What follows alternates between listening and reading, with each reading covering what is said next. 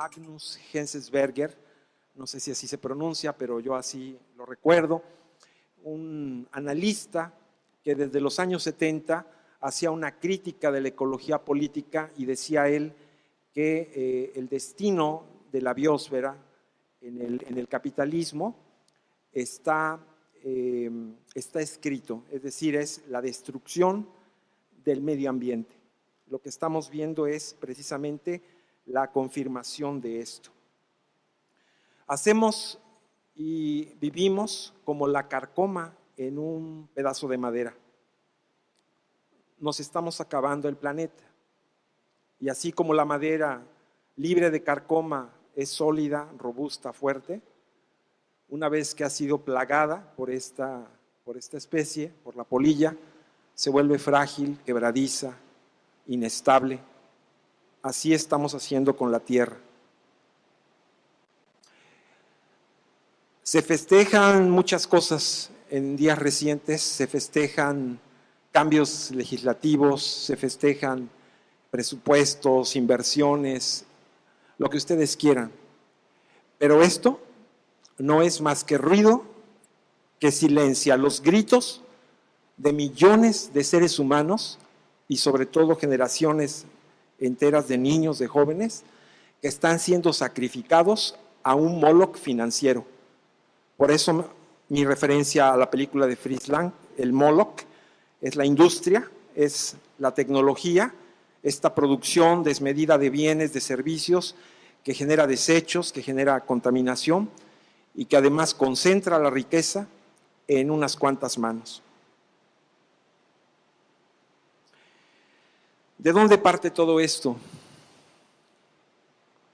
Somos una especie inteligente, pero no hemos sido lo suficientemente inteligentes para darnos una política de información nacional, quizás mundial, que sea incluyente, que sea progresiva, que sea moderna. Voy a mostrarles algunas imágenes y textos aquí en la pantalla para reforzar lo que estoy diciendo. Decimos esto, la biosfera está en grave peligro, es un secreto a voces, ¿verdad? Si la Tierra fuera un ser vivo, la Tierra misma, un organismo, como propone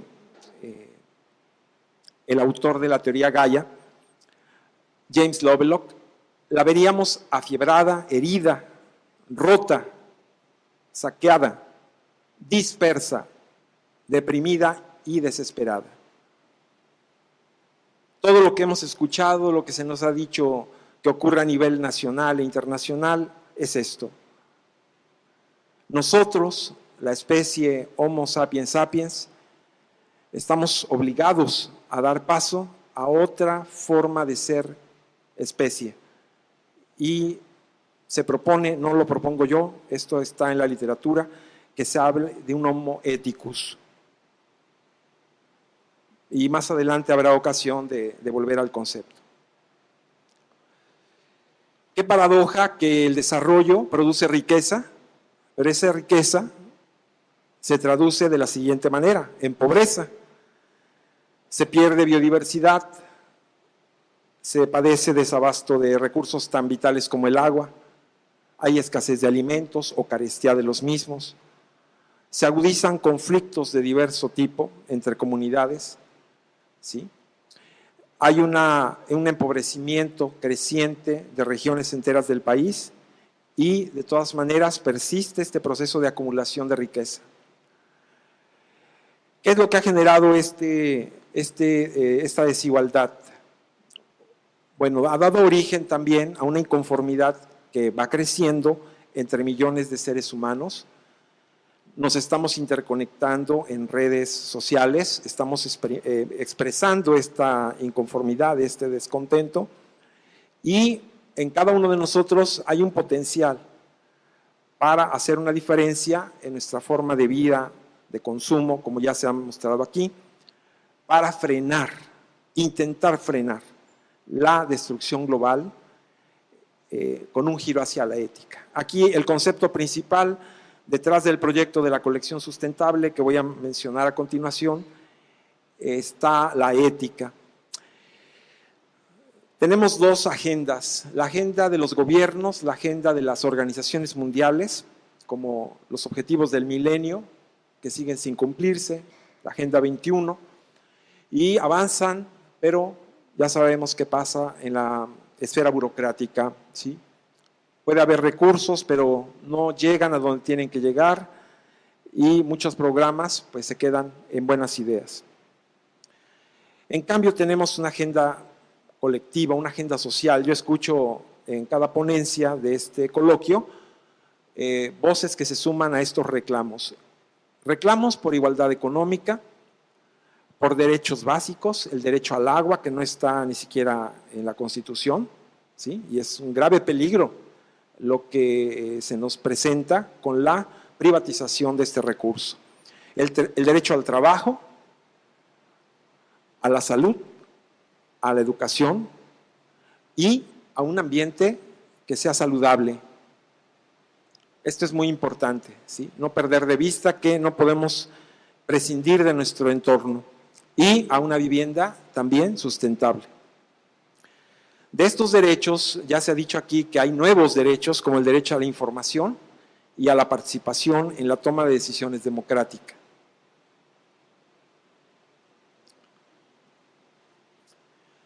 En la revisión bibliográfica que me planteé hacer para este coloquio, me encontré la obra de Jankowska y Markun, donde vinculan toda esta problemática del ambiente, del deterioro de la naturaleza y la sociedad en 4 vertientes que afectan o que involucran a las bibliotecas. La primera es la relativa a la sustentabilidad académica, que hay que entender de qué se trata esto, y de los acervos. Fíjense, hay una autora de apellido Aplin, que elaboró hace 4 años aproximadamente una lista de obras indispensables que deberían estar presentes en toda colección sobre el tema de sustentabilidad. Revisé el catálogo de nuestra universidad contra esta lista. Obviamente son obras en inglés, pero son obras realmente de interés general, ¿qué les diré? De una calidad de consulta, ¿sí? Y ninguna tenemos. También hace una propuesta de títulos electrónicos, de revistas y de bancos de datos, y de esas algunas ya tenemos. Pero sería una buena línea para la inversión en una colección sobre el tema de la sustentabilidad en nuestra casa de estudios. Sin embargo, en la ponencia van a encontrar una lista no de los 85 títulos que encontré en nuestro catálogo sobre el tema, solamente una selección de ellos, pero hay títulos verdaderamente que parecen de lectura obligada para todos nosotros. Procesos y prácticas sustentables en las bibliotecas también se están tocando en este coloquio, ¿sí? Relativas al ahorro de energía, relativas al ahorro de recursos, de consumibles, a la optimización de los acervos, de las consultas a los acervos. Todo esto tiene que ver con sustentabilidad también. Una tercera línea muy fuerte, muy importante, que es la biblioteca como un edificio verde, sustentable, ecológico, ¿sí? Que se climatiza y que se mantiene, digamos, a sí mismo. Y en cuarto lugar, la autora menciona la medición y mejora de la sustentabilidad. Y a este respecto, fíjense ustedes que también en línea podemos consultar la página, y me voy a permitir leerlo porque es un nombre largo. Se llama este organismo Asociación para el Avance de la Sustentabilidad en la Educación Superior, y agrupa a las principales universidades estadounidenses en este rubro, que tienen programas para la sustentabilidad y que tienen ya un tiempo trabajando en ello. Esta asociación ha integrado una base de datos, ¿sí? Y en esa base de datos pude encontrar un compendio, que vamos a ver más adelante un ejemplo, un compendio de más de 400 indicadores de la sustentabilidad. Es decir, no tenemos que inventar el hilo negro. Ya a nivel internacional hay muchas instituciones que han establecido cómo qué evaluar y cómo evaluar de la sustentabilidad en todos los ámbitos, no solamente en bibliotecas. Esta obra creo que sería también de gran importancia que la conociéramos. Precisamente la colección sustentable, que es la propuesta de esta ponencia, tiene como objetivo alentar la difusión de información sobre recursos impresos y digitales relevantes en el marco del programa Maestro de Sustentabilidad de la universidad, que ustedes tal vez no lo saben, o si lo saben, me ayudarán a recordar, ¿verdad? Que se rige en tres, digamos, grandes ejes llamados suma, comparte y discurre. Y cada uno de ellos tiene un sentido. Precisamente la colección sustentable, este proyecto, apoyaría estos ejes del plan maestro. Sobre la Biblioteca Verde, Aulicio, en esa revisión bibliográfica, encuentro que dice lo siguiente, y esto nos compete a todos los que trabajamos en bibliotecas.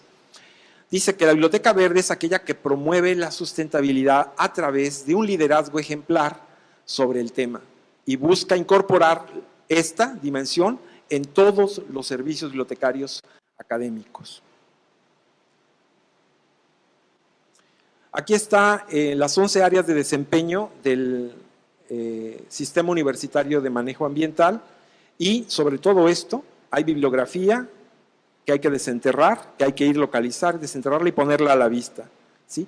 ¿Por qué? Porque en esta labor de alimentación con información, pues se pueden mejorar las decisiones que se tomen en todos los ámbitos de la vida universitaria y por proyección, ¿verdad?, que es lo que se busca en la sociedad. La colección sustentable integrará recursos de información de todo tipo, aquí hablamos de textos, audios, videos, fotografías, para apoyar las acciones en cada una de las áreas. Bien, y este es el meollo de la ponencia. Hablamos de crear una colección sustentable con estos recursos. ¿De dónde tomaremos los recursos para crearla? Pues aquí están, este es apenas una parte del inmenso catálogo que ofrece la red hoy en día a todo el que busque información. Tenemos el propio catálogo del sistema bibliotecario, del cual ya di algunos datos. Tenemos el catálogo mundial, con más de 2 billones de referencias bibliográficas, WorldCat. Tenemos la propia biblioteca virtual de la UB, que hoy se ve enriquecida con las bases de datos de Conricit. Hablamos de bases de datos, libros y revistas electrónicas. Todo eso está ahí, pasivo, ¿verdad? Latente, como información, como conocimiento. Hay que desenterrarlo y ponerlo a la vista de los universitarios y de la sociedad en general. Las propias redes sociales se han convertido en un medio privilegiado para la comunicación hacia la sustentabilidad y hacia otros fines, ¿verdad? Pero nos importa destacar aquellas páginas de Facebook, aquellos grupos de Facebook, donde estén mostrando acciones cotidianas, día a día, o logros que van teniendo individuos y organizaciones en el tema de la sustentabilidad. Entonces aquí tenemos una forma de rescatar el uso de las redes sociales con este fin. El propio Google, del cual ya les mostraré más adelante algo que les va a llamar la atención, ROAR, que es el registro de repositorios de acceso abierto a nivel mundial, tiene más de 3.600 repositorios y en todos ellos hay artículos académicos sobre el tema, o en casi todos ellos. Alguien diría, ¿qué puede haber sobre sustentabilidad en YouTube? Y ustedes saben la respuesta, mucho, muchísimo. Entonces hay que hacer que esta colección sustentable dé cuenta, informe sobre todo esto, ¿verdad? Cómo se están llevando a cabo. Hay muchos videos que son demostrativos, es decir, que viene paso a paso la técnica para hacer esto, para hacer lo otro, y ahorrar recursos, reciclar, reutilizar. Flickr, que es una descomunal base de datos de fotografías, también tiene una parte importantísima de fotos con licencias Creative Commons, ¿sí?, que son licencias que nos permiten reutilizar y usar esta información de manera que no viola un derecho de autor. Así es que es un manantial enorme de recursos para esta colección. Y LinkedIn, que es una red de personas donde se dan a conocer capacidades de personas y que ahora no sabemos, seguramente algunos, ¿quiénes de ustedes tienen página en LinkedIn? Levanten la mano. Ok, pero entonces debe de haber muchas más personas que están manejando estos temas y que estarían dispuestas a dar tiempo, a dar su inteligencia y sus conocimientos para ahondar en este propósito.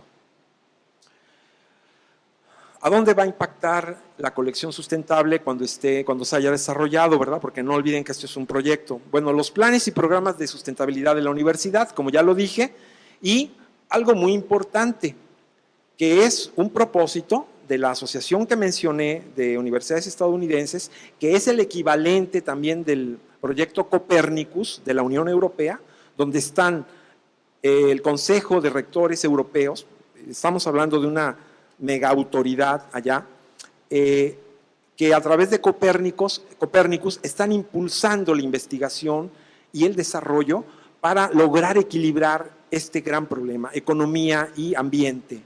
¿Sí? A ese respecto de la ligazón economía y ambiente que ya aquí tuvimos en la ponencia magistral, la de ayer, la primera, una introducción muy fuerte a temas económicos.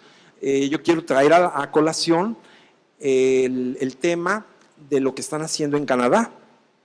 En Canadá han desarrollado ampliamente, profusamente, el concepto de capital natural. ¿Sí? Hablamos de capital social y capital en muchos modos, pero esta idea cuantificable del capital natural, ellos la están desarrollando, me parece que de manera ejemplar. Bien, voy a hablar de algunos ejemplos de lo que podría incluirse en esta colección sustentable y yo propongo, ¿verdad?, que sea la Universidad Veracruzana, la Dirección General de Bibliotecas, la que ofrezca al interior de la universidad y hacia la sociedad en general un servicio como este. Miren esto procede, esta es una foto de la ciudad, un mapa de la ciudad de Boston y es de Heather Henriksen, donde a través de una ponencia precisamente en un foro como este, habla de la preparación para el cambio climático. Y nos presenta esta diapositiva. Lo que está marcado en rojo, no sé si puedo señalar aquí con ya. Ajá. Esto que está aquí en rojo son las instalaciones de la Universidad de Harvard. Y por acá hay algo más, ¿no? Y ellos se preguntaron, ¿qué pasaría si subiera menos de 3 metros o casi 3 metros el nivel de los ríos por el cambio climático? Todo lo que está en azul oscuro está inundado. Este es apenas un ejemplo de lo que se está haciendo en otros lugares en preparación a lo que viene. Yo me pregunto, ¿tenemos algo equivalente aquí? ¿La Universidad de Veracruz ha hecho algo equivalente? Tenemos que hacerlo, ¿verdad? Es muy importante estar preparados. Voy a avanzar para hablarles ahora de esta gráfica. No sé si la logran ver con claridad, pero les explico. Este es el resultado de una búsqueda en Google Trends, una herramienta gratuita de Google. La palabra que busqué fue sustentabilidad en español. Aquí aparece el término buscado. Y a partir del 2008 nos grafica el volumen de búsquedas realizadas por los usuarios de Internet. Como podemos ver, el tema está cobrando momento, es decir, va en aumento el interés por este asunto. Pero observen algo muy interesante. A nivel mundial, obviamente, y del mundo de habla hispana, el país donde más búsquedas se hacen sobre el tema es México. ¿Sí? Lo cual también se presenta o se manifiesta en este evento. Y vean, con mucho después de México, el volumen de búsquedas pertenece a Cuba, Ecuador y etcétera. Pero esto yo lo quería destacar porque fíjense que si se lograra hacer viral el tema de la sustentabilidad de alguna forma, que obviamente yo no tengo la clave, tiene que ser gente muy creativa la que haga esto, que haga viral el tema de la sustentabilidad. se haría mucho, se avanzaría mucho con las nuevas generaciones, con los jóvenes, con los niños. Hablaba yo de la gran cantidad de recursos de información que hay en las bases de datos de la universidad. Aquí hay algunas, yo creo que algunos las reconocen. Están de ESCO, Academic Search Complete, eBook Collection, Electronic Journal Service y otras, de otras compañías como Emerald, Springer Link. Los conceptos de búsqueda los listé ahí en inglés para extraer el mayor número de registros. Y aquí están los resultados. Por ejemplo, Academic Search Complete, 46,000 artículos sobre el tema. 65,000 en Wiley Online Library, 84,000 en Cambridge. Y así pueden ver ustedes la enorme oferta que tiene en este momento la Universidad Veracruzana sobre el tema, ¿sí? Por ejemplo, hay 109,000 artículos en Science Direct, ¿sí? De manera que no podemos decir que no hay información, lo que necesitamos es cribarla, es decir, meternos ahí, ver qué sirve para la realidad veracruzana, qué sirve para la realidad nacional.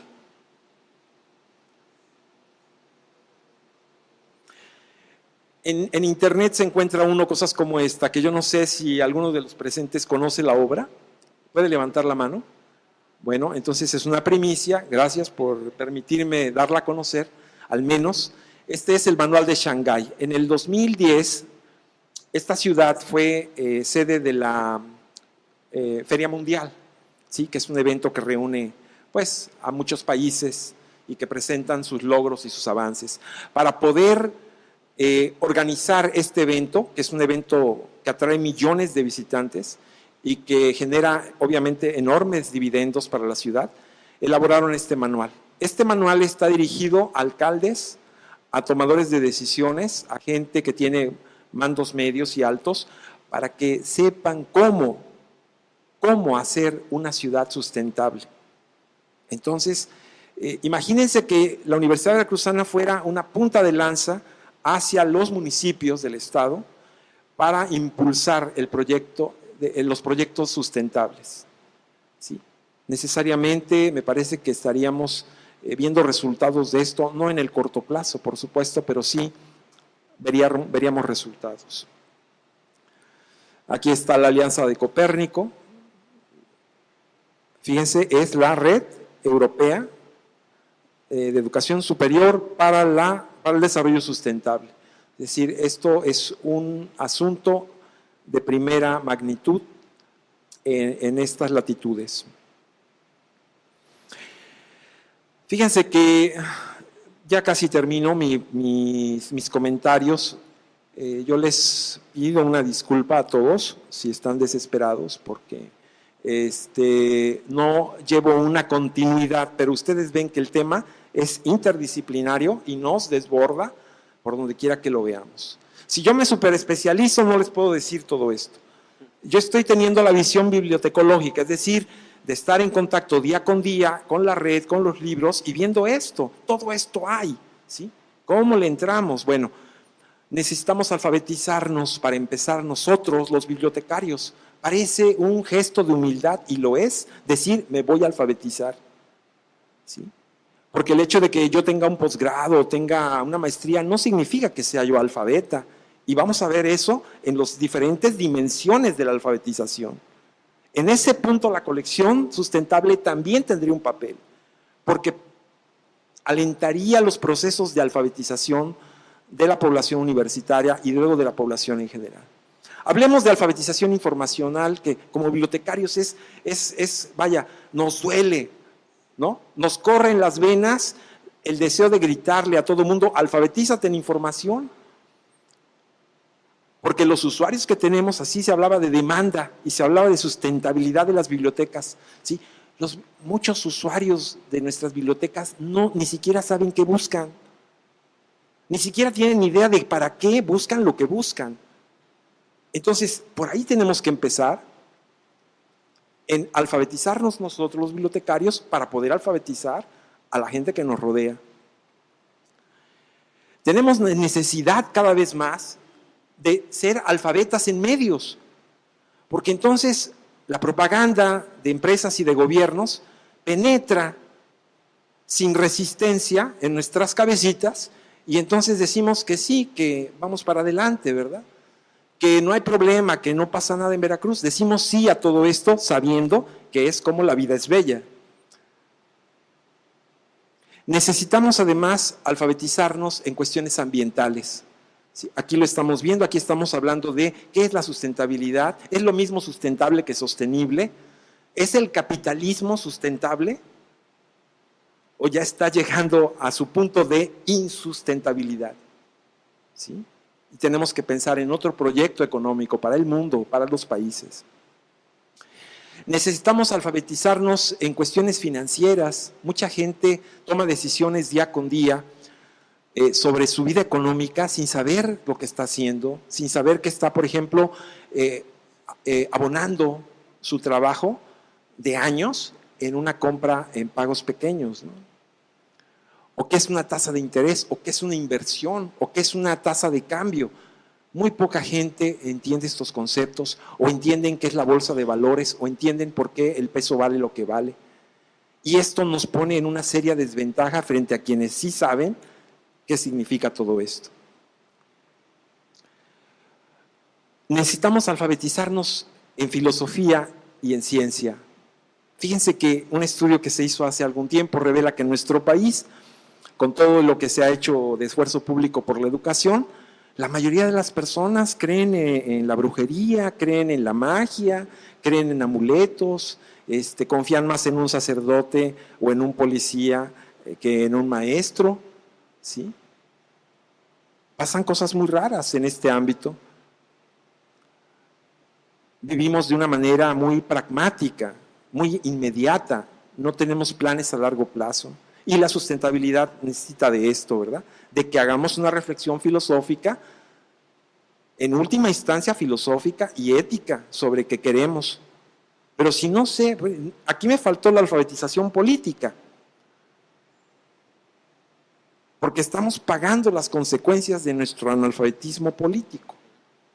Llevamos 40, bueno, yo toda mi vida he estado pagando, ¿sí? Toda mi vida he estado pagando el analfabetismo político de mis padres. Y no los culpo, ¿verdad? Porque a su vez los de ellos también lo fueron. El hombre ético parece una perogrullada, ¿no? Algo redundante. Sin embargo, me parece que es el objetivo de todo lo que nos proponemos. Día con día, quienes trabajamos en bibliotecas, vemos la biblioteca sin usuarios. Quisiéramos que cada persona, como decía Ranganathan, cada persona estuviera con su libro y cada libro con su persona. Y con esto termino. Gracias.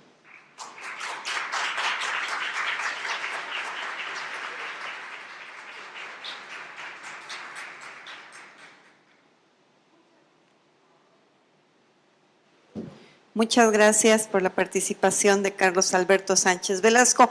Si les parece bien, vamos a pasar con Alejandro y al final hacemos las preguntas. El licenciado Alejandro Jiménez León, economista. Como todo buen economista, eso dice en tu currículum, ¿cierto? Sí. Bueno, no me espantes. Él nos va a hacer una propuesta de una base de datos de software libre. Estamos viviendo, nosotros lo vemos muy de cerca en la Universidad Veracruzana. ¿Estoy leyendo mal? No, estás acá tú, perdón. En la Universidad Veracruzana también tenemos este problema y creo que todas las universidades del país, poco a poco, lo que estamos haciendo es voltear al software libre para que nuestros costos bajen y podamos dar un mejor servicio. Tenemos la obligación como universidades de preservar lo que son todos los recursos documentales. Ahora en estos nuevos soportes, tanto electrónicos, con todas estas presentaciones, creo que lo que más necesitamos es tener bien claro cómo organizar toda esta información y tener todos los recursos para hacerlos. Vamos a cederle el micrófono al licenciado Alejandro Jiménez León, si son tan amables en brindarle un aplauso. Bueno.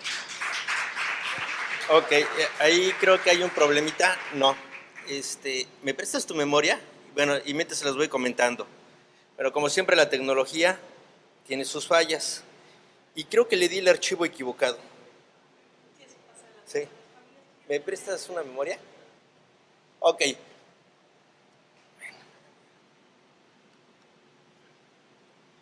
Bueno, la idea de esto es... Sí, es este archivo. Ok. Bueno, y necesito este. Ya. Ok. Bueno, ¿cuál es la idea de esto? Si nosotros observamos hoy en día, solamente si tenemos 7,000 pesos, podríamos comprar un Office profesional, un Office 2010 o 2013. De lo contrario, usted tiene que caer en la piratería. ¿De acuerdo? ¿Qué es lo que hacemos? Pero la cuestión no es caer en la piratería, porque, por ejemplo, en la Plaza de la Computación allá en México vale 50 pesos el disco, ¿no? Pero no esa es la cuestión, sino la cuestión es que todas las personas puedan acceder a estos recursos tecnológicos en un marco legal. Entonces es ahí donde interviene el software libre. Ahora, instituciones como la Universidad Veracruzana, la UNAM, el POLI, sí tienen recursos para gastar en bases de datos, en software, en no sé qué tengan aquí. En la UNAM tenemos Aleph, ¿sí? Pero es una gran erogación de recursos. ¿Y qué pasa con aquellos tecnológicos que no tienen esos recursos? Pues va a suceder que sus alumnos, sus docentes, quedan rezagados. ¿De acuerdo? Entonces yo lo que propongo es, sí podemos estar en punta utilizando ¿qué? Software libre. ¿De acuerdo? Y para esto vamos a trabajar con un software que se llama DSpace. ¿Ok? Bueno, DSpace es un repositorio de software libre que me permite prácticamente guardar cualquier archivo digital. ¿Sí? Sea conocido o no sea conocido el formato, DSpace lo va a poder almacenar. Que lo pueda reproducir es otra cosa, porque a lo mejor no tiene el códec para visualizarlo. Ok, es este. Sí, ok. Ahí está. Bueno, si nosotros observamos, esta es la información que se está generando cada minuto. ¿Sí? O sea, ¿de qué sirve que tengamos tanta información si no la podemos gestionar adecuadamente? ¿De acuerdo? Hace un momento el profesor decía Flickr, Facebook, ¿sí? Tenemos una cantidad de información. Por ejemplo, hay unos grupos en Facebook donde hablan de fotos. O sea, por ejemplo, uno ve la foto de la catedral, pero esta foto, por ejemplo, tiene una peculiaridad, que del lado izquierdo de la catedral está el calendario azteca. ¿Sí? Entonces y empiezan ahí a comentar. Porque de repente el autor dice, esta foto es de 1990. No es cierto, esta foto no fue de 1990 porque el calendario azteca se descubre en 1790 y en 1896 lo mandan al Museo de Antropología, lo que iba a ser el museo. ¿De acuerdo? Entonces, y ahí van retroalimentando, y eso es muy padre, pero ¿qué es lo que pasa? No tenemos los recursos para estar gestionando esta información, y por lo tanto, es como tener ahorita un lápiz, un rime allá dentro de su bolsa, y que no lo encuentra. ¿De acuerdo? Yo creo que ese sería el ejemplo clásico, ¿no? O sea, las damas traen tantas cosas que a veces se pierden allá adentro. Bueno, entonces, ¿qué es lo que vamos a hacer? Bueno, con DSpace yo puedo, ya todos están viendo, ok, desarrollar un repositorio institucional, ¿de acuerdo? En mi casa hay una comunicóloga, hay un nutriólogo, hay un economista, entonces cada uno de ellos tiene información, pero a su vez, esa información que tiene el nutriólogo, yo la necesito, el comunicólogo también a mí me sirve, ¿de acuerdo? Entonces, ¿cómo le hacemos para juntar esto y que se comparta al interior de la familia? Y si esto sirve al interior de una familia, ¿por qué no funcionar en una escuela? ¿Estamos? Bueno, y entonces yo lo que empecé a buscar, algo como lo que hacen, como lo que todo esposo quisiera, que su esposa comprara. Bonito, bueno y barato. ¿De acuerdo? Aquí DSpace no nos cuesta nada porque es software libre. ¿Sí? ¿Yo qué es lo que necesito tener? Simplemente ustedes con una versión de Linux, Tomcat, Java e instalar el software. ¿Cuánto tiempo nos vamos en instalarlo? Bueno, yo porque soy medio lento me tardé 6 horas. Pero en 6 horas mi repositorio estaba funcionando. ¿De acuerdo? Ok. Que como hace un momento les decía, DSpace reconoce prácticamente cualquier formato digital y realiza la gestión a través de metadatos y utiliza el modelo Dublin Core.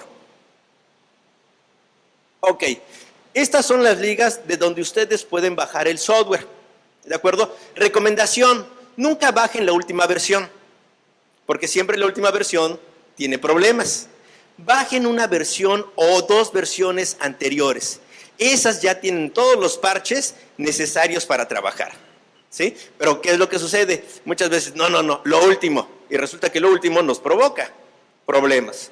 Bueno, aquí hay algo curioso. No sé si ustedes sepan, pero por ejemplo, si yo en este momento en Windows escribo en el comando de ejecutar ipconfig, la máquina me dice qué IP tengo. Todos ustedes tienen, bueno, de alguna forma tienen contratado el servicio de Internet. ¿Estamos de acuerdo? Pero esa es lo que le llaman una IP dinámica.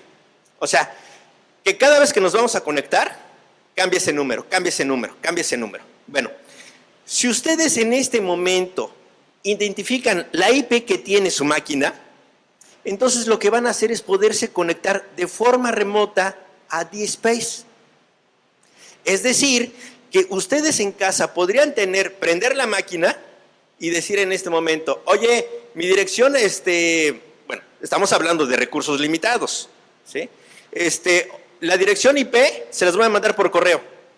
Lo que poca gente sabe es que una dirección IP dinámica de Telmex, en este caso de Prodigy, dura 48 horas. Es decir, que yo, si en este momento me conecto a Prodigy, me va a durar este IP 48 horas. ¿De acuerdo? A las 48 horas, ¿qué es lo que hace Prodigy? Reinicia y me manda una nueva IP.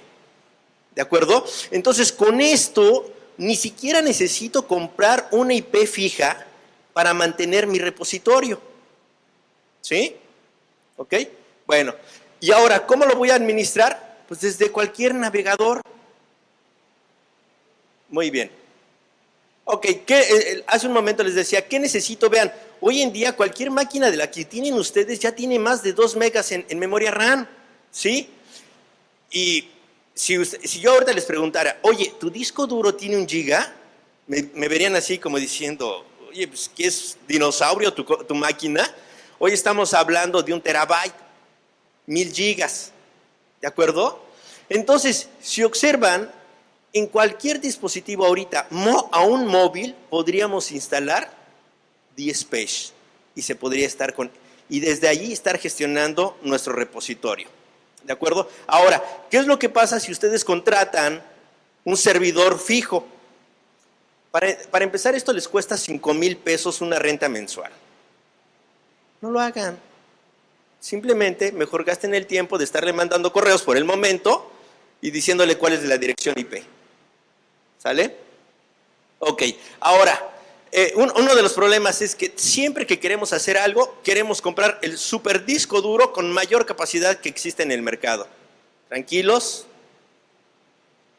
¿Qué es lo que yo les propongo? Saquen un promedio de del tamaño de los archivos. O sea, que mi archivo tiene 1 mega, que tiene 2 megas, que tiene medio mega. Esos son los archivos que vas a trabajar. Dime sí. ¿Sí? Ok, bueno, entonces saca el promedio y multiplícalo por los que tú piensas que van a estar al final del año. ¿Sí? Entonces tú dices, pues, mi archivo es de 1 mega y a final de año voy a tener arriba en el servidor 1000. Ok, entonces mínimo tú deberás de tener 1 giga. Y así, ¿de acuerdo? De una manera muy sencilla podemos sacar esto. Este es, por ejemplo, mi repositorio. ¿Sí? El sistema es muy amigable. Yo puedo crear niveles para acceder al sistema de administrador, de corrector, ¿sí? O de usuario. Ok, aquí hay una cosa muy bonita que me gusta, que yo lo puedo cambiar al idioma que quiera. ¿Sí? Generalmente luego de los programas, por ejemplo, vienen en inglés y a la gente eso le causa mucho problema. Aunque sean académicos, dicen, no, pónmelo en español. Bueno, pues hagamos que el usuario se sienta contento. ¿De acuerdo? ¿Sí? Y si observan, DSpace me permitiría recabar información prácticamente de cualquier tema, sin problema alguno. ¿Cuál es el problema? La talacha de estar capturando los metadatos. ¿Ok? Si nosotros observamos DSpace, me puede configurar previamente 3 criterios para realizar búsquedas. De estos que tengo aquí, yo puedo decirle a la máquina, búscame por comunidad, búscame por autor, búscame por título. ¿Sí? Porque a lo mejor ustedes identifican que eso es lo que le está facilitando al usuario hacer búsquedas. Entonces, en la plantilla de entrada pueden hacer ese cambio. ¿Ok? Yo estuve trabajando en el Centro de Estudios Educativos, el C, allá en México. Nosotros compramos Alefino. Cuando nosotros compramos Alefino, nos dicen, no, les vamos a dar el soporte que ustedes requieran. Teníamos un problema y decían, se lo vamos a enviar a Alemania. Oye, ¿qué pasó? No nos han contestado. Y así en muchas ocasiones sucedía. ¿Qué es lo que sucede con el software libre? Yo lo que siempre recomiendo, capaciten a su personal. Capaciten a alguien. En vez de gastar miles de pesos, invirtamos en él y él se va a sentir contento. Y esa persona a su vez nos va a capacitar. ¿Estamos? Ok. Bueno, ahora la gran pregunta, ¿es necesario crear y desarrollar un repositorio? Ahí viene el problema. ¿Sí o no? Ok, número 1, y ahorita nos vamos a adelantar. ¿Ya definió sus políticas? ¿Ya tiene claro qué materiales va a subir? Por ejemplo, imaginémonos que usted es historiadora. ¿Quién es historiadora de usted? A usted. Perfecto. Yo sabía que algo me llamaba y me decía, pregúntale a ella. Ok, mi pregunta es, ¿usted conoce algo de la Revolución Cubana? Algo. Ok, muy bien. Y le pongo este ejemplo por lo siguiente. Supongamos que su repositorio va a ser de historia. ¿Sí? Supongamos. Usted se limita al área de historia. ¿Usted capturaría información de lucha libre? Ok. Bueno, me la cambió porque yo pensaba que me iba a decir que no. En teoría ella debería decir que no. ¿De acuerdo? ¿Por qué razón? ¿Qué tiene que ver la historia con la lucha libre? Bueno, da la casualidad que si no hubiera existido la lucha libre mexicana, tal vez la Revolución Cubana nunca hubiera existido o nunca se hubiera llevado a cabo. ¿Recuerdan aquel 2002, cuando la famosa cumbre de Monterrey de ¿Cómo y te vas? Ok, cuando baja Castro del avión, yo estaba leyendo en aquel entonces El Financiero y todavía no sabíamos del ¿Cómo y te vas? Pero dice, cuando baja el comandante Castro, dice la siguiente frase, oye, mi hermano, ¿dónde está mi amigo Dick Medrano? Todos los periodistas nos quedamos preguntándonos, ¿quién era Dick Medrano? Dice dice el periodista, yo me di a la tarea de investigar quién era Dick Medrano.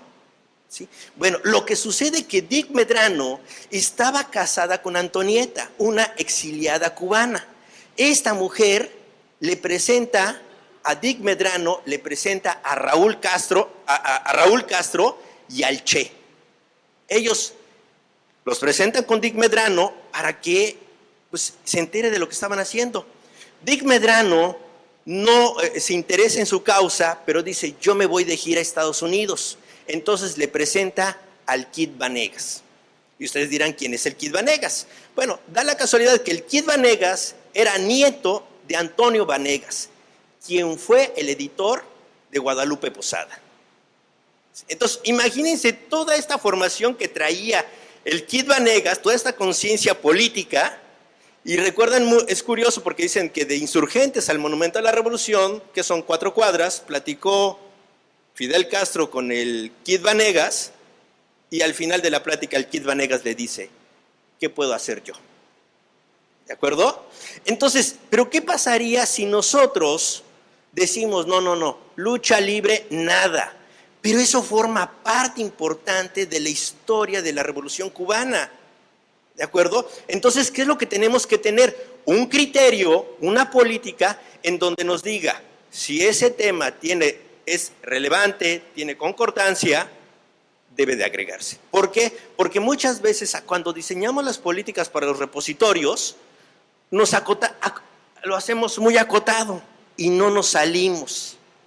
Y eso implica problemas al trabajar con nuestro repositorio. ¿Sí? Además, ¿qué es lo que está sucediendo ahora? Hay menor cantidad de suscripciones impresas y cada vez aumentan las digitales. ¿Estamos de acuerdo? Ok, las bibliotecas poco a poco se están volviendo en bibliotecas digitales, ¿sí? Pero aquí hay un problema. ¿Cuántos de ustedes como bibliotecarios guardan cuando llega un investigador y le dice, perdón, ¿su nombre? Graciela. ¿Le dicen Graciela o Chela? Chela. Ok, le dicen Chela o de cariño, la gente como la quiere mucho a usted, le dice, Chelita, ¿me puedes buscar esta información? ¿Estamos de acuerdo? ¿La guarda usted?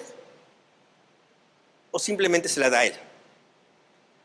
¿Qué pasó? Esa información es valiosa, por algo él estaba buscando, pero como no tenemos la infraestructura ni el criterio de cómo alojarla, se pierde. Y cuando alguien dice, oye, yo sé que, perdón, ¿su nombre? Beatriz, oye, yo sé que Betty te pidió esta información, ay, ya no la tengo. O quién sabe en dónde esté. ¿De acuerdo? Eso con un repositorio se evitaría, porque lo empezaríamos a agregar, crearíamos una colección y en él estaríamos metiendo estos datos.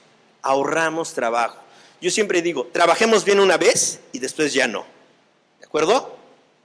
Y si observamos, hoy en día, como bibliotecarios, estamos perdiendo el control de esas bases de datos en línea. Por ejemplo, hasta en el 2000, yo recuerdo que en 2006, yo les dije que en la universidad estaban comprando aire. ¿Por qué? Porque la universidad, ahí todavía en el 2006 no había el ajuste de que aun cuando no renovara, ella seguiría teniendo acceso a los periodos que hubiera pagado. Todavía no había ese convenio. Ahí gente de la DGB se alzó y me dijo, no es cierto, nosotros lo tenemos respaldado en CDs. ¿CDs? ¿Cuántos CDs tendrás allí? ¿Y qué control tendrán? O sea, volvemos a lo mismo, se pierde la información en ese mundo. ¿De acuerdo? Por eso es importante que como institución nosotros desarrollemos un repositorio, pero establezcamos muy bien los criterios. Eso nos va a evitar muchos problemas. ¿Sí? Ok, en la actualidad tenemos repositorios en funcionamiento, en proyecto o en etapa piloto. ¿Sí? Y aquí hay algo muy importante. Todos estos proyectos son encabezados por bibliotecarios, pero yo aquí diría que hay que hacer algo muy importante. En muchas ocasiones estos proyectos se vienen a cabo, déjenme utilizar una palabra un poquito coloquial, el agandalle. ¿Qué significa? No se le reconoce a usted el trabajo que está haciendo. Oye, pero si yo fui la que inicié este repositorio, yo ni siquiera me pones en el crédito. Ese es algo muy importante. Por eso yo en una de las líneas que pongo, tenemos derechos, pero también tenemos obligaciones. ¿De acuerdo? Si tenemos a nuestra gente a nuestro lado, nosotros ¿qué tenemos que hacer? Respaldarla, apoyarla y sobre todo reconocer su esfuerzo. Sí. Muchas veces, por ejemplo, en la universidad lo hacemos por amor a la camiseta. ¿Por qué estamos aquí hoy? Bueno, por ejemplo, usted y yo, profesor, ¿por qué estamos? Porque nos interesa compartir lo que sabemos. ¿Sí? Decir, podemos, vamos. O sea, hay esa hambre de compartir. ¿De acuerdo? Oye, ni siquiera me dieron mi reconocimiento, qué mala onda. Pero ¿qué pasa? Llego, profesor, aquí está, ay, gracias. Y llego y le presumo a mi mamá, mami, mira, ve. ¿Ok? Bueno. ¿Qué beneficio puede obtener la biblioteca? Aumenta su presencia, desarrolla e incrementa colecciones digitales. Empezamos a desarrollar, oye, Chelita, necesito algo de aminoácidos. arginina, lisina, metionina, carnitina. Y ya usted y ve las bondades de los aminoácidos y empieza a decir, ay, esto está padre.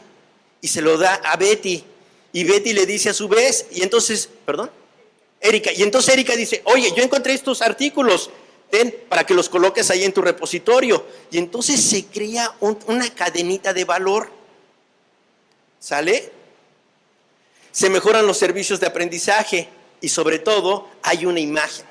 Se mejora la imagen de la institución. Y como bibliotecarios es muy importante dejar de salir del clásico. A mí me molesta cuando dicen ratón de biblioteca. O sea, yo veo a un bibliotecario y yo veo que es la última frontera entre la ignorancia y el saber. O sea, es el tipo que está allí defendiendo por compartir el conocimiento.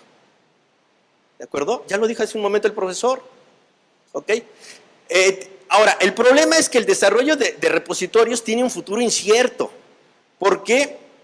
Porque hay una indecisión. Por ejemplo, yo hasta allí en México he visto en otras instituciones y en otras universidades que hay un mandato para depositar información digital. ¿Sí? En la UNAM, lo único que sé que hay es que las tesis de licenciatura, maestría y doctorado se registran en la Biblioteca Central. Es lo único que conozco. Y Nuevo León, la Universidad de Nuevo León. No sé otras instituciones. A ver, ¿nombre? No, pero institución. Ah, ahí está. Entonces también, ahora ya sé. ¿Ya ve? Por eso es lo importante del bibliotecario, compartir. ¿De acuerdo? Bueno, entonces, ¿qué es lo que tenemos que hacer? En México sé de una senadora que está desarrollando un proyecto que inicialmente lo había metido, pero lo retira para perfeccionar la ley. ¿Sí? Argentina acaba de sacar ya, el año pasado sacó este mandato, bajo el cual se deben de hacer un repositorio de todas las investigaciones que hayan sido financiadas con fondos públicos. ¿Qué es lo que estamos haciendo hoy en día? Es más, el propio SNI está provocando que subsidiemos al extranjero y que nosotros, ¿por qué razón? Hay muchos investigadores que no han subido de nivel porque no han publicado en editoriales de prestigio. O sea, las editoriales que registra el ISI, ¿de acuerdo? Pero si usted publica en Fondo de Cultura, en Trillas, en Porrúa, para el SNI, no son editoriales de prestigio.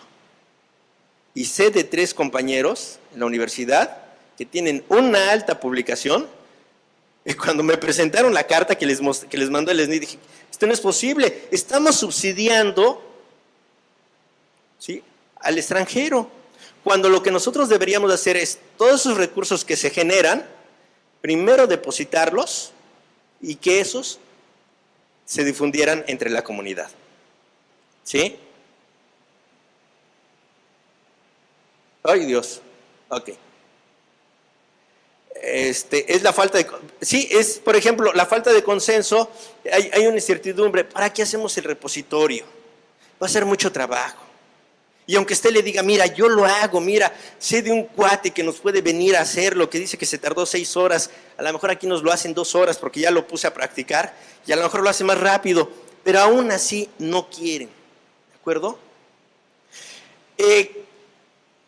Y hay una gran inconsistencia porque, por ejemplo, ¿para qué vamos a hacer un repositorio? Para hacer una preservación digital, para facilitar el acceso, para fomentar y aumentar la visibilidad de los investigadores, ¿sí? ¿Para qué vamos a hacer un repositorio? Yo diría, hay muchas instituciones que están escogiendo una de estas líneas para hacer su repositorio. Y yo digo, ¿por qué no mi repositorio debe de cumplir con todo esto? ¿De acuerdo? Hoy la información digital es sumamente perenne. ¿Cuántos años le calcula usted a su información? Sí, digital. 6 o 5 años. Después de 6 o 5 años, su información ya no va a servir. Sencillo. La versión de Word que está utilizando ahorita 2003 ya no va a ser compatible con la que esté en 5 años. El dispositivo, la USB donde usted guardó su archivo y hasta lo bajó ahí en una caja fuerte, ya no va a existir ese USB para conectar. O sea, va a haber incompatibilidad de software y de hardware. Mientras que en un repositorio hay una sección en donde yo puedo especificar las condiciones técnicas para el correcto funcionamiento de este archivo. Y entonces lo que puedo hacer es decir, oye maquinita, todos los que son Word 2010, mándamelos, dime cuáles son. Y entonces, ¿qué es lo que hago? Los llamo y los guardo en una nueva versión. Pero tenemos miles de archivos, ¿cómo nos vamos a poder identificar en nuestro disco duro? Pero sí se puede hacer fácilmente con un repositorio. ¿De acuerdo? El trabajo es el... Ay, Dios. Ok. Bueno, entonces yo por eso hice este objetivo. Para mi desarrollo, para mi repositorio, yo dije, desarrollar un sistema que permita recopilar y gestionar recursos informativos digitales, de tal forma que la búsqueda y recuperación de los archivos sea lo más amigable posible. Además, ¿qué es lo que estoy haciendo? Con esto estoy vendiendo la idea de que ese repositorio me va a permitir que mi biblioteca sea sustentable. No solamente en el corto, sino lo más difícil, en el mediano y largo plazo. Porque a través de los metadatos, usted va a poder identificar si ese archivo requiere mantenimiento preventivo, a lo mejor nada más cambiarlo de versión, o la otra, cambiarlo totalmente de formato digital. Es triste ver, bueno, ustedes son gente joven, los veo como de generación de Facebook para acá. Yo no, yo soy de WordStar, de MS2, ¿sí? Y entonces yo todavía tengo ahí mis discos de 5 1/4. Ella dice, ¿de quién me habla? Bueno, tengo mis discos de 5 1/4 y ya no los puedo leer. ¿Sí? Por eso es increíble que un papiro sea más fácil consultar, que fue hecho hace miles de años, que un archivo digital, que fue hecho apenas hace 10 años. ¿De acuerdo? Ok, avanza. Entonces, bueno, avanza. Ok, ahora, realmente la tecnología pasa a un tercero, cuarto, quinto plano. O sea, la tecnología no es importante. Ustedes pueden gastar mucho dinero en tecnología, pero si no desarrollan las políticas para gestionar esa información, van a tener un elefante blanco que no va a servir para nada. Va a ser peor que una línea 12, ¿no? ¿De acuerdo? Yo lo que invito es, utilicemos software libre, utilicemos DaySpace, podemos hacerlo. Miren, mi máquina es del 2002, es una Dell 8200. Tiene 512 megas en RAM. Tiene una partición para Linux y tiene una partición para Windows. Y en eso lo eché a andar. Me soporta 2 usuarios estar modificando, capturando, y 2 usuarios realizando consultas. Ya cuando ponemos un tercero, ya sea para consulta o para capturar información, ya el sistema ahí se alenta. ¿De acuerdo? Pero eso es una forma de motivar y decirle a la gente, mira, compremos un servidor robusto, capacitemos a nuestro personal, invirtamos en el capital humano, porque si invertimos en capital humano, entonces tenemos las herramientas para enfrentar los problemas. Pero si ustedes no tienen capital humano, entonces van a depender del que les está vendiendo la información. Y entonces los van a tener aquí, del cuello. ¿Ok? Y estas son ¿cómo se llama? Bueno, a continuación, algunas de las políticas que les menciono, ¿sí? Y aquí era donde yo les decía, este aspecto para mí es muy importante. Recordemos que el personal tiene derechos, pero eso implica tener obligaciones. ¿De acuerdo? Ok, estás haciendo este trabajo, es muy importante, ¿sí? Adelante, pero recuerda que debes de cumplir. ¿Ok? Las oportunidades para la biblioteca son recuperar el control de los contenidos. En serio, hoy nada más somos como que, pásale, o sea, tenemos el registro, ya, está aquí, y viene y se lo damos. Y tú ¿Cómo? Hay una frase, nos quedamos como el tío Lolo. No, ustedes están, ya les dije que son de Facebook. Esas son de las anécdotas de mi madre. Bueno, entonces, pero si hacemos un repositorio, ¿qué podríamos hacer? Ok, tenemos el recurso, lo almacenamos y luego se lo damos. ¿De acuerdo? Esto implica una carga tremenda de trabajo, ¿eh? Es mucho trabajo, pero va a ser muy satisfactorio. Bueno, por su atención, muchísimas gracias.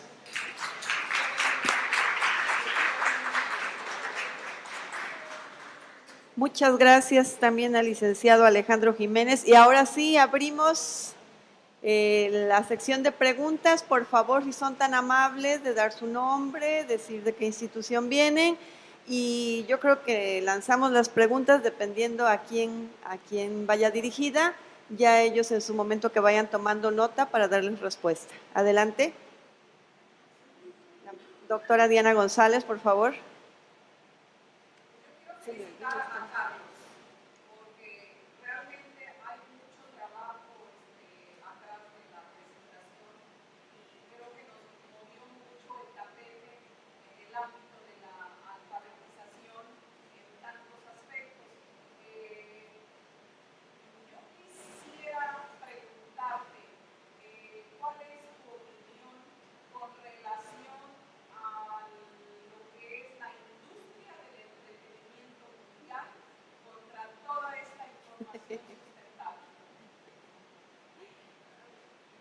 ¿Continuamos, Carlos, o de una vez le das respuesta? ¿Viene?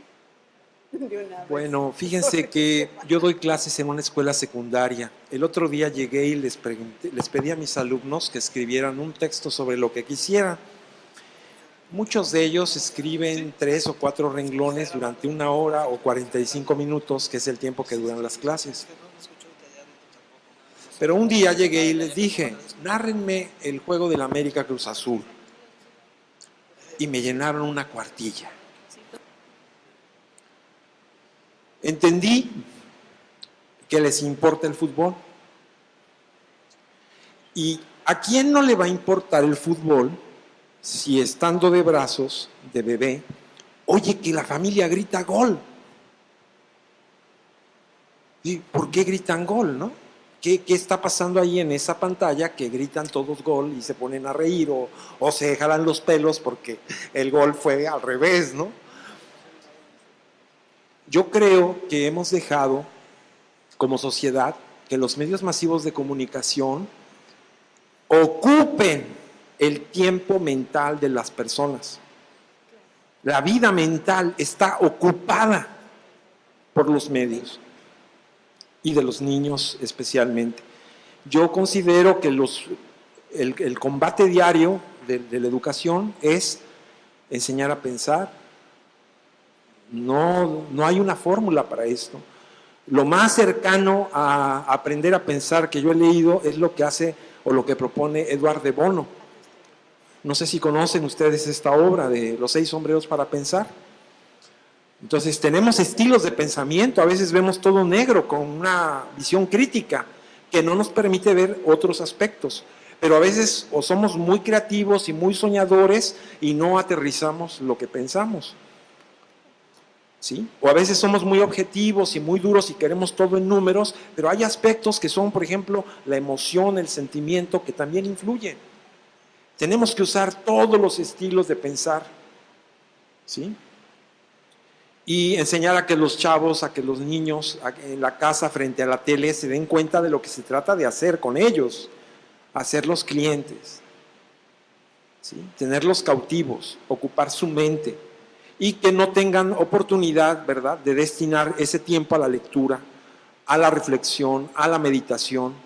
Fíjense, palabras como meditación parecen como si aquí yo estuviera con, no sé, una túnica o viniera de la India, ¿no?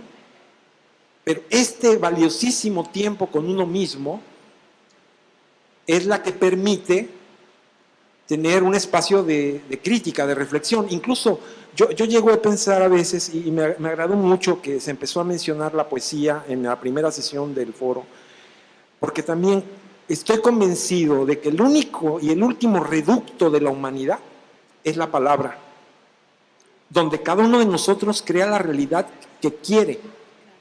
Las pesadillas y los sueños los crea uno con lo que dice.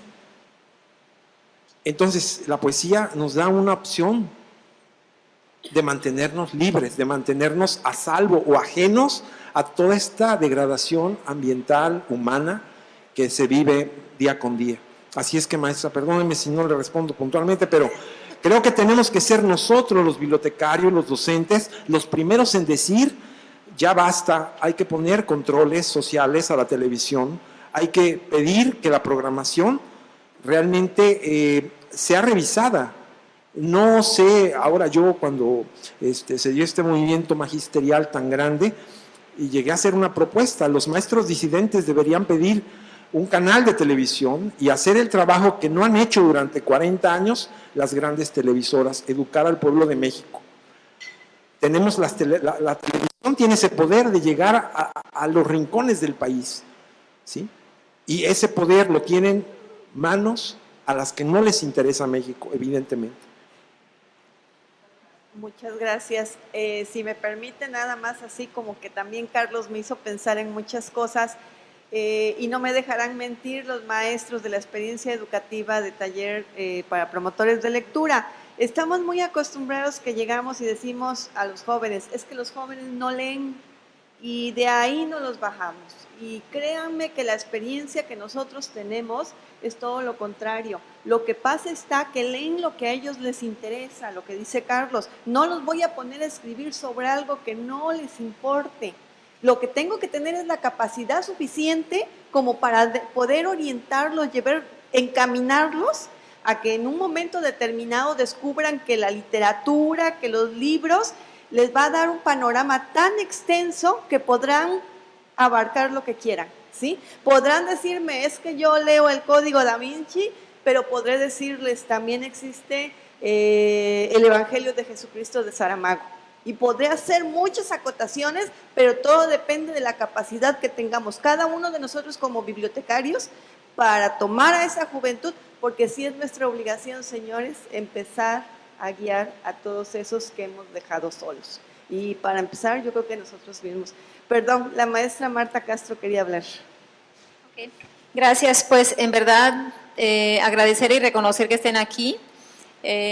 Perdón que me tuve que perder una buena parte de sus presentaciones. Me fui en un momento importante cuando, Carlos, estabas hablando de los acervos sobre sustentabilidad. Cuando mandaste tú la propuesta me pareció así muy interesante, en verdad es un momento de oportunidad. Me fui a cerrar y estuve un rato en el taller de consumo consciente y crítico y las aportaciones de los estudiantes maravillosas. Allá hay un grupo muy fuerte de pedagogía atendiendo este taller, hay un grupo de nutrición y también de ingeniería. Han elaborado una composta, han elaborado también un huerto vertical que se va a traer y se va a poner en el vestíbulo. Y bien, mi pregunta, mi recomendación es que ellos están interesados en llevar a la práctica. Yo les dije, me vine en el preciso momento en que se estaba hablando de un acervo sobre sustentabilidad para ustedes, porque ellos a ratos se sienten como solos. Y una de las peticiones que estaban haciendo es que las autoridades les hiciéramos caso, o sea, atendiéramos a sus intereses para abonar a ese entorno más sustentable en los diferentes espacios, salones de clases, bibliotecas, alimentación mejor en las cafeterías, etcétera. El maestro los puso a hacer una anotación de los 10 principios para un buen vivir y dentro de eso pues estaba varias cosas, entre ellos esto, ¿no? La alimentación, cafeterías con mejores alimentos, ¿no? Y bien, la pregunta puntual para Carlos, este acervo sobre sustentabilidad, entiendo que nos cobijaría a todos en la Universidad Veracruzana, es así, muy puntual. Sí, efectivamente, la idea es crear algo que sea útil para las líneas de acción, de desarrollo del Plan Maestro de la Sustentabilidad y apoyar todas las opciones educativas que tiene la universidad con el tema de la sustentabilidad en esas áreas disciplinares específicas. De manera que, bueno, sí, creo que es una oportunidad la que se tiene con este auge del concepto de la problemática sobre la sustentabilidad, que la universidad puede hacer una aportación pues importante en ese sentido. Perdón, quisiera, bueno, así, perdón, yo no voy a dar la palabra, solamente decir que hay por ahí un texto, le pido a las personas que se encargan de proyectar, si quisieran hacerme favor de proyectarlo, porque hace rato yo tenía la idea de terminar mi ponencia con esto, y si hay una oportunidad lo comparto con ustedes. La respuesta para ustedes sí. La idea es que una colección de esta naturaleza sería de utilidad para todos. Y no sé qué más, creo que hasta ahí, ¿verdad? Bueno, solamente decir, necesitamos una materia, una experiencia educativa, como le llamamos aquí en la Universidad Veracruzana, sobre consumo consciente y crítico. O sea, las propuestas de los chicos estaban así como fluyendo, maravillosas, y el facilitador, que es precisamente Miguel Escalona, conferencista magistral esta mañana, dice, muchachos, pues en ustedes está llevarlo a la práctica, ¿no? Pídanla, en verdad es una materia necesaria para tener una mejor vida. Bien, gracias. Muchas gracias. Por allá está otra mano.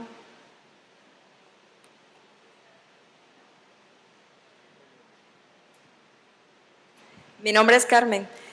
Hablando sobre el taller de lectura y redacción, yo pertenezco a uno, del ingeniero César Luna. Muy bueno, por cierto, los jueves, que hoy no tuvimos por todas esas conferencias. En ese taller de lectura, me creerán que hay un chico que tiene, no sé, 21 años, está estudiando ingeniería en sistemas en el tecnológico y pierde sus clases de ingeniería para venir al taller de lectura y ya escribió un libro, una novela, un cuento. Obvio, los temas de los chicos actuales son terribles, ¿no? O sea, sobre demonios, ángeles y todas esas cosas que están de moda. Pero el chico ya está concursando en un evento a nivel nacional e internacional con su cuento que escribió de un libro que salió de la idea del taller de lectura. Entonces yo les propongo que si los martes en las tardes y los jueves en la mañana hay taller de lectura y que son gratis, porque los catedráticos que lo dan es porque aman y se apasionan por eso, que se abriera un taller de sustentabilidad gratis para que él quisiera venir a la hora que quisiera. Y yo creo que hay muchos expertos que tienen la disponibilidad para apoyar en ese sentido. Entonces, esa es mi propuesta. Gracias, Carmen. Yo creo que aquí se le queda más trabajo, perdón, pero a la maestra Marta Castro, en esta zona. Lo demás, pues ya veremos qué hacemos. Por cierto, aquí están los directores de USB. Chicos, ¿alguien más? Por acá está otra mano, si es tan amable. Mi nombre es José Luis. Yo estoy de acuerdo con Alejandro en que hay que incrementar la cadena de valor. Claro. Como punto. Tengo precisamente para el prestigio de la UV, porque nosotros tuvimos una facultad de medicina y de ingeniería con 20 o 30 años de experiencia anterior desde antes de los 80, ya tenía 20 años de experiencia. Y no existe nada de información de los grandes maestros que le dieron el prestigio a esas dos facultades que ahora yo creo que son la penúltima del Estado. No sé, esa es mi percepción, ¿no? Entonces, y retomando lo que dice Carlos, de la vida mental está ocupada por los medios, yo tengo, después de 30 años de ser ingeniero, muchísima información técnica y de muchos países, de muchas cosas, en la cual tengo cerca de 4 teras de información, bien clasificada en mi concepto, vamos a ponerla en forma de alfabeto, ¿no? Pero tengo tanta información que realmente la pregunta es cuánta información debe uno de tener o cómo debe uno acumular para tener un repositorio que seas capaz de poder renovarlo en un momento determinado. ¿Cuánto debes de manejar? ¿O cuánto podría manejar una USB? O una USB, por ejemplo, la USB como biblioteca de información en archivos para poder tener un repositorio. ¿Cuánta información debe manejar? Bueno, un repositorio, por ejemplo, en el caso de DSpace, no tiene límite. Es prácticamente... El límite es tu disco duro. Ese es tu límite. El límite es la capacidad que tiene tu personal para estar subiendo información. ¿De acuerdo? Yo lo que sí recomendaría es que cuando se suba, se llenen bien los metadatos, para que cuando se recupere o se busque, sea se encuentre lo que se quiere. ¿De acuerdo?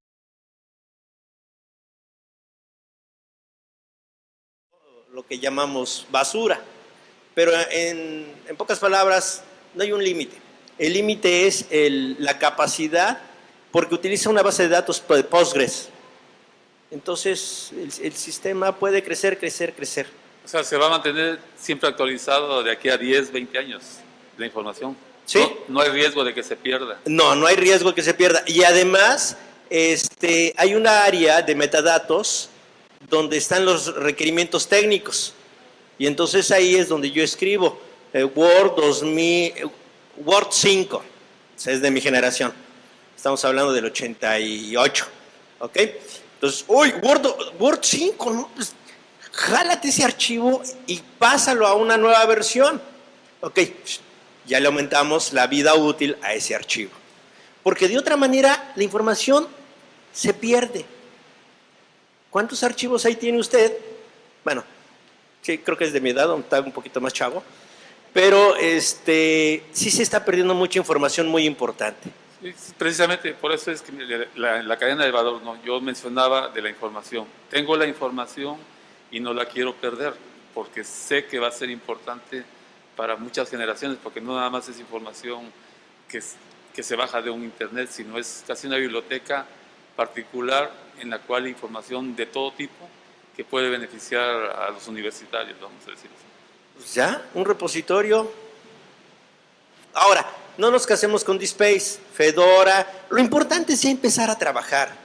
O sea, yo les puse DSpace porque pues, es lo que yo trabajo. Pero si encuentran otro que les cuesta 100,000 pesos, y adelante. Pero ya empezarlo a hacer. Va a ser mucho trabajo, pero véalo de esta manera. Es un legado que usted deja. Así está.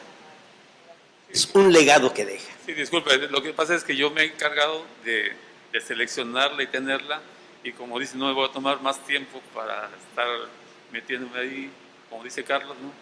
Simplemente lo que quiero es algo fácil para lograr mantener la información. Gracias. Gracias.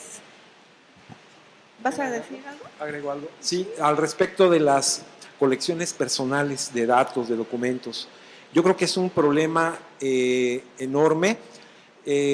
Veo dos vertientes. Por un lado, toda la información que se pierde de esta obsolescencia tecnológica, obsolescencia informática. Por otro, cuando hay problemas o brechas de seguridad, virus que infectan nuestros discos y nos hacen perdediza la información, ¿sí? Ahora, el tema de la seguridad de la información, ya ven ustedes qué auge ha adquirido con el caso Snowden, ¿sí? Somos espiados, somos revisados sin que lo hayamos aprobado, ¿verdad? Por gobiernos extranjeros. Eso obliga a repensar y volver a pensar el asunto de qué hago con mi información. Si de plano yo no quiero que corra riesgo de ser leída por otros ojos, pues mejor ni la capturo o la escribo a mano y guardo el documento, ¿sí? Pero ese es un asunto con el que tenemos que aprender a vivir también, ¿sí? Y buscar maneras de salvaguardar la privacidad de la información. Es parte de los derechos humanos, la intimidad, y bueno, pues ahí está el tema, ¿no? Ahora, yo les sugiero que haga una ontología. ¿Qué significa? Pues es un árbol semántico donde aparecen los conceptos clave de su investigación de toda la vida y luego los conceptos secundarios y luego los conceptos asociados, y que ese árbol semántico sea el que organice su colección de documentos, que tiene que ver con el uso de Dublin Core, de metadatos, que nos ayudan a describir las colecciones. Y eso es algo que tendríamos que hacer todos, es parte de la alfabetización informacional que no tenemos, ¿sí? Yo quisiera terminar mi intervención, si puedo, rematar nada más con la lectura de esta pequeña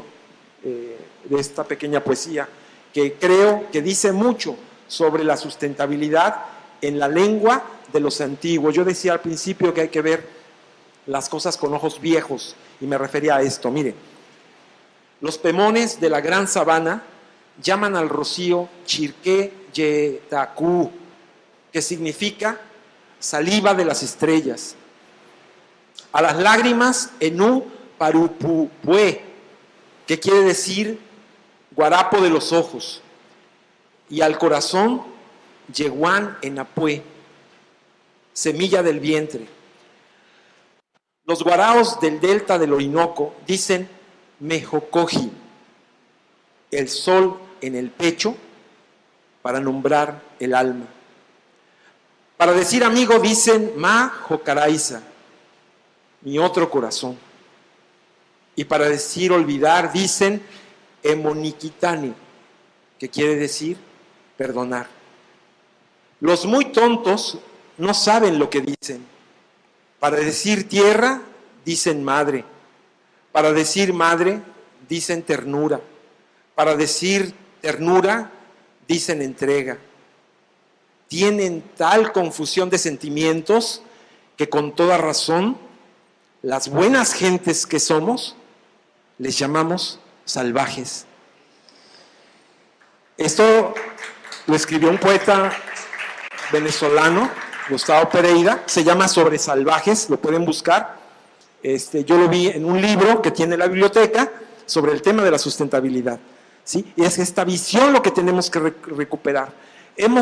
Estamos viviendo una civilización desalmada en todos los sentidos, en el económico, en el moral, en el ecológico, en fin.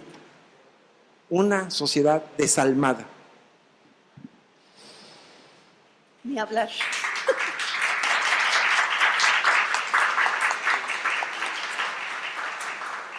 Una disculpa, el maestro Robert Endín no pudo estar con nosotros.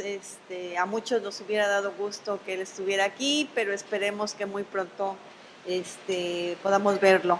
Quiero agradecer en especial a ustedes que les dieron el tiempo a ellos para poder que nos pudieran compartir las ideas que traen. Lo hicieron excelentemente, tanto que con este cierre, para Carlos una constancia y para Alejandro igual un reconocimiento y el aplauso de ustedes.